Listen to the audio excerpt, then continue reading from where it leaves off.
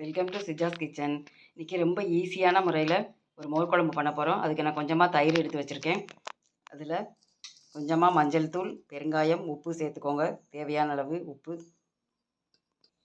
இதை நல்லா இப்படி கலக்கி விட்டுடலாம்.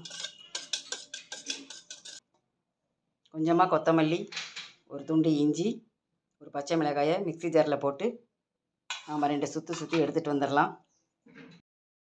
கடாயில் கொஞ்சமாக எண்ணெய் சேர்த்து கடுகு உளுந்தம் பருப்பு தாளிச்சிருக்கேன். அது கூட கொஞ்சமாக கறிவேப்பிலையும் சேர்த்துருக்கேன். ஒரு 2 சின்ன மிளகாய் வத்தலும் கிள்ளி போட்டிருக்கேன். இது கூட நாம் அரைச்ச இந்த கொத்தமல்லி, பச்சை மிளகாய், இஞ்சியை சேர்த்துக்கலாம்.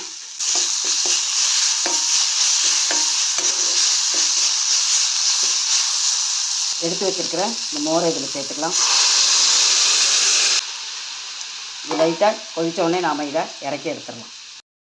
நல்லா கமகமன்னு மணமான மோர் குழம்பு தயாராகிட்டு நீங்கள் சாதத்தில் ஊற்றி சாப்பிட்றதுக்கு ரொம்ப டேஸ்ட்டாக இருக்கும். Okay friends, thank you. நம்ம இன்னொரு வீடியோவில் மீட் பண்ணுவோம்.